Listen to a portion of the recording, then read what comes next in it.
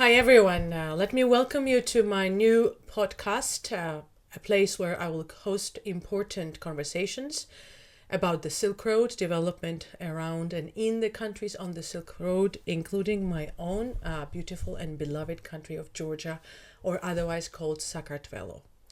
Those of you who don't know me, my name is Anna Dolidze. I am a Georgian professor of law and a politician, former practicing human rights lawyer, currently active in politics as well as public interest advocacy, and I am, as a politician, about to be banned by the Constitutional Court of Georgia from political activity, and that's one of the things I'm going to discuss. Where Georgia stands right now, what are the perils, and how is the struggle, the protest and resistance against the impeding authoritarian rule is ongoing. Please subscribe to this channel. I have a very successful social media profile. I'm running a Facebook page with huge sign-up volume, around 155,000 people. My Georgian YouTube channel is very successful as well. I have been ranked as one of the most popular politicians in Georgia consistently for the last 5 years. And this is my English language channel where I will present streams when I need to react quickly, as well as conversations, podcast programs, and perhaps some of my hobbies. But let's see if we will have time for this. So today I want to discuss a couple of things. I want to alert you, inform you in detail what's going on since Georgia is undergoing a serious authoritarian crackdown.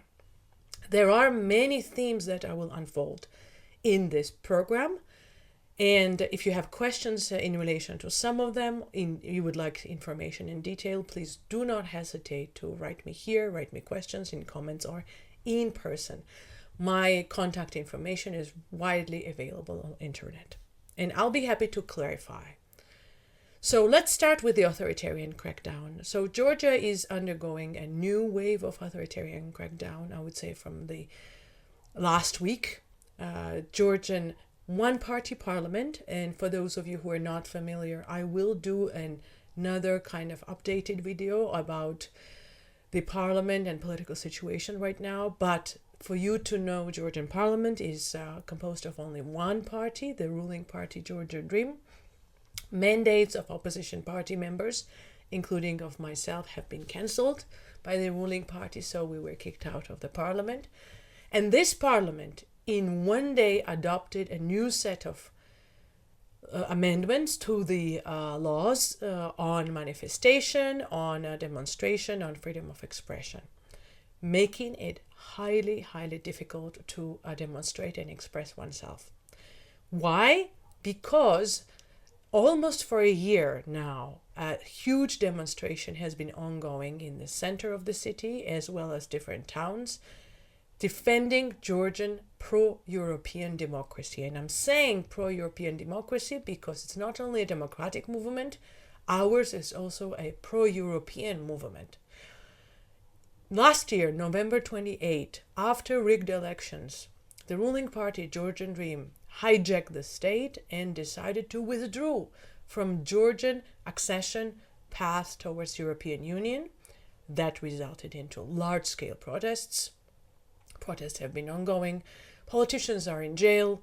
Many activists have been detained, and many of them have accumulated hundreds of thousands of euro in fines for protesting. There have been several waves of repressive legislation, banning wearing of face masks, banning blocking the streets, increasing fines and increasing detention sentences for blocking the streets, everything to stop the protest.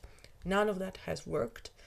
And now, after October 4th local elections, and in a different video I will explain the analysis of the elections, after those elections, Georgian Dream went into a new mode of repression. So last week, in one day, of course that's highly undemocratic, Georgian Dream adopted a set of laws which provides that a person who is warned or is noticed of wearing a face mask at a demonstration is warned for the first time and then can be jailed for up to 15 days, and then can be jailed for the third time, can be jailed for up to 2 years. And the same sanction concerns in participation in an unlawful demonstration, blocking the street in an unlawful demonstration. And of course, when we ask what is the criteria for a lawful demonstration, government has no reply. They usually won't even reply for your permit because this question needs to be arbitrary.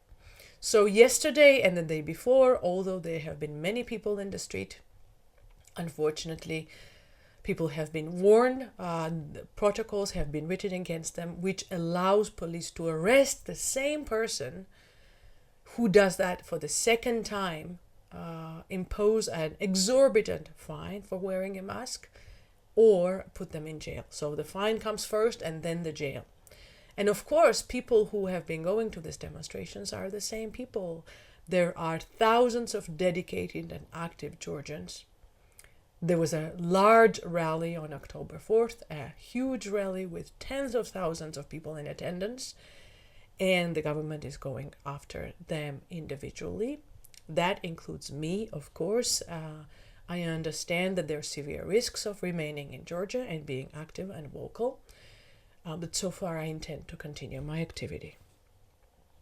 The second is the wave of arrests in relation to these laws. So about 14 people have been jailed today, 14 yesterday. They have been found at their entrances, at the birthday parties. Famous TV anchor Vakhtang Sanaya was picked up as he was leaving a cafe with his kid. Also a well-known activist, Lasha Tbilisi, who has been active at the protest, and he has a fine of 100,000 euros already accumulated. He's put to jail already for 6 days. He has won European Court of Human Rights in a number of cases, by the way, under the previous government. And he was arrested as he was going to the 40th day anniversary of the passing of his mother. And that's a separate issue. Georgian customs, Georgian culture, and how all of that is going against the roots of culture of this country. And that's a separate discussion. So new wave of repression, people in jail. Then protests so far have continued yesterday and will continue today, but that is a very, very tough occurrence going on right now. Now, second issue is a political party ban. That's very important.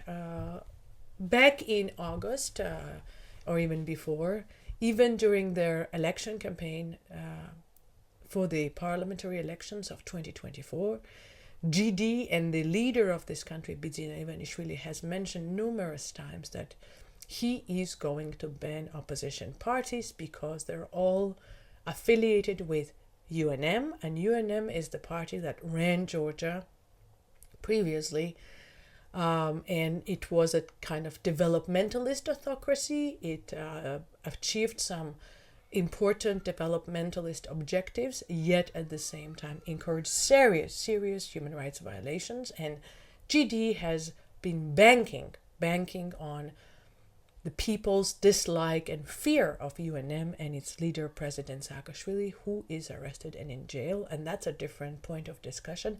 I'm happy to delve into this later. But it has been announced that political parties will be banned.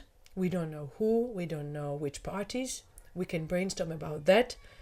The fact is that the Constitutional Court has no right to ban individuals from activity. That is not the right of the Constitutional Court. However, it's been a long time that GD is doing whatever it wants, violates rule of law, controls the courts.